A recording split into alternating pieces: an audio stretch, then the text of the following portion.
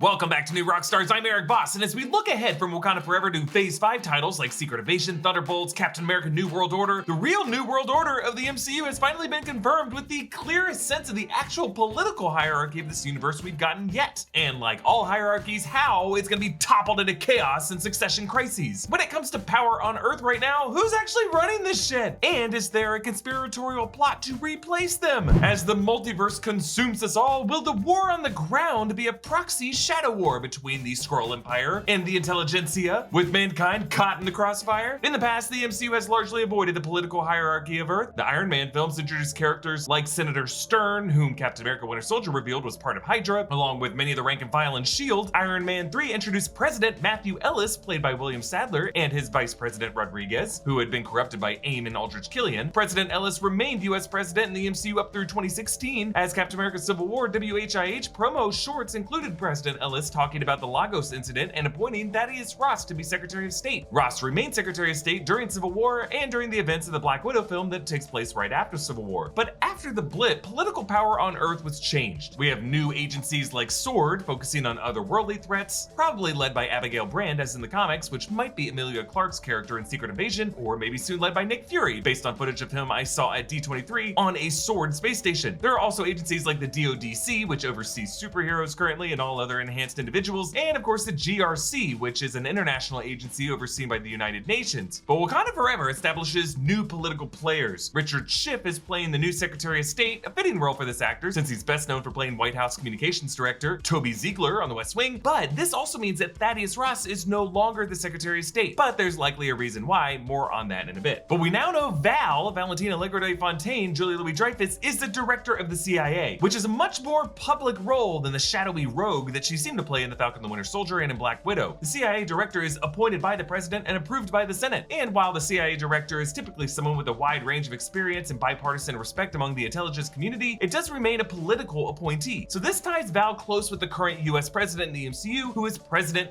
Ritson, played by Dermot Mulroney. We see a brief shot of Mulroney as Ritson in the Secret Invasion trailer, in which it looks like his motorcade is being attacked. Now, in Wakanda Forever, President Ritson is referenced both in a news ticker in one of Anderson Cooper's cameos, and is referenced not by name in a scene with the CIA Director Val, Everett Ross, and the Secretary of State. The Secretary of State says the president wants to take offensive action against Wakanda. Val asks what kind of offensive action, and the Secretary of State responds, destabilization. So while Val feigns shock at invading Wakanda, she later admits to Ross that she dreams of US exclusive control over vibranium weaponry. There are a number of reasons why the US would want to control vibranium, but specifically, I think the reason President Ritson and the CIA Director Val want to destabilize Wakanda is that it remains the most powerful nation on Earth, and they want Earth overall to be less protected for an alien infiltration. Ritson and Val, I think, are either Skrulls themselves or are likely targets for Skrull impersonation. But the latest big news is that Harrison Ford has been cast as the new Thunderbolt Ross in the MCU after William Hurt passed away, and he's gonna be playing Ross in Captain America New World Order. But in the past week, there were actually some unconfirmed reports of his character description from Scooper Daniel RPK, who claimed to have seen an internal character description for Ross that reads, the former Lieutenant General of the United States Army and Secretary of State, now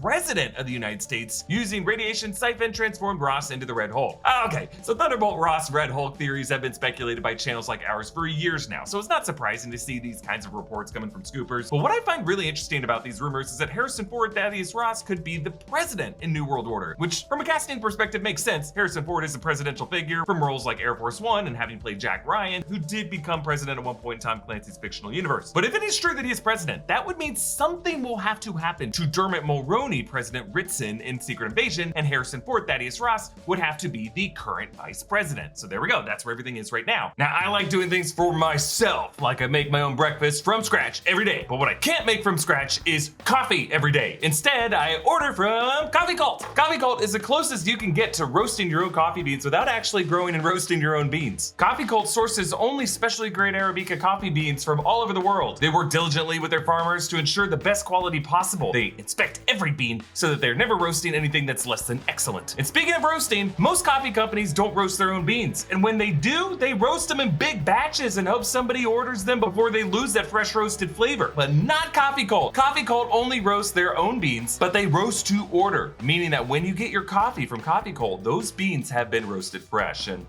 Let me tell you, God, I just want to curl up next to the window with a mug of this stuff. And Coffee Cult has a ton of different roasts and blends, so you can find the perfect coffee for you. Lately, I've been feeling seasonal thanks to the holiday blend. It's the best coffee for the holiday season. Its caramelized full body gives you a rich, festive flavor with notes of baker's chocolate, brown sugar, and blueberry. And a little reindeer told me this is Santa's favorite coffee. If it's good enough for him, it's good enough for me. And ho, ho, ho, what's this? A cup of Joe.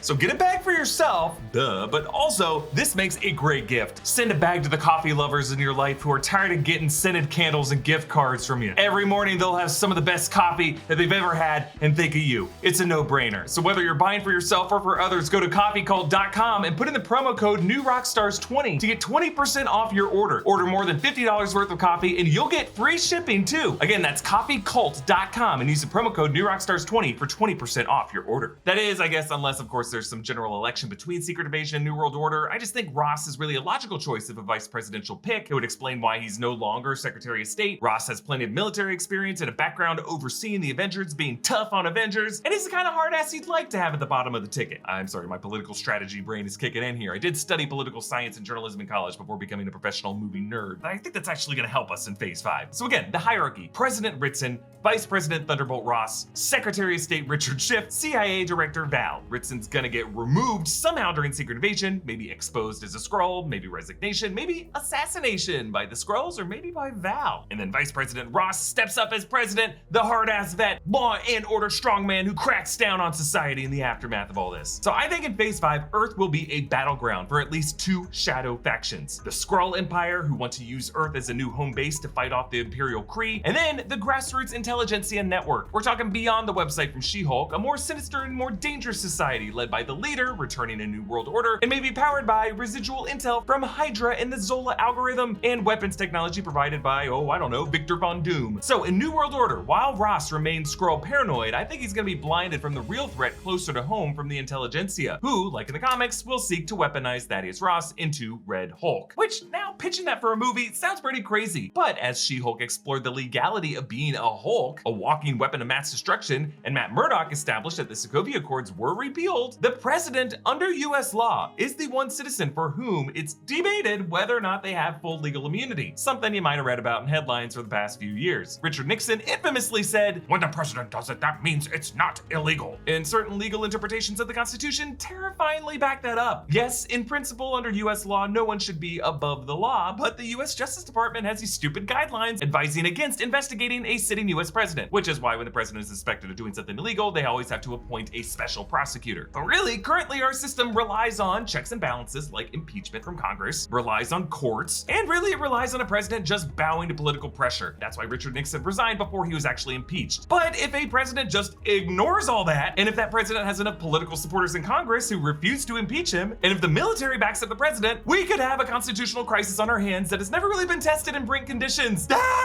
Really, all this to say, when it comes to the MCU, there exists a hypothetical scenario where the president, and only the president, could become a Hulk and no one could legally arrest him for that, which is real fun. Let me know your thoughts on all this. You can follow me on TikTok, Instagram, and Twitter at Erik Voss. Follow New Rockstars, subscribe to New Rockstars for more analysis of everything you love. Thanks for watching, bye.